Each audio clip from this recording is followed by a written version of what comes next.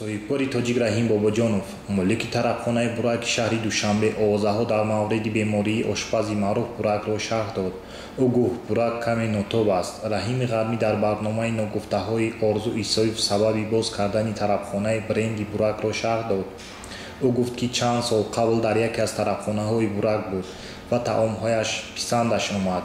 Бинобар ин тасмим гирифт ки дар Душанбе тарабхонаи ин брендро боз кунад. Будани чунин тарабхона дар пойтахти азизамон муҳим аст, гуфт номбурда.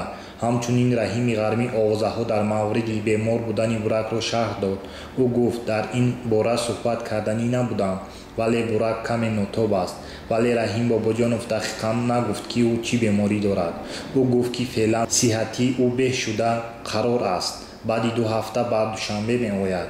Ёдовар мешавем ки чанде қабл расонаҳо навишта буданд ки сарошпази машҳур бурак оммосӣ сар дорад ва ҷарроҳӣ шудааст.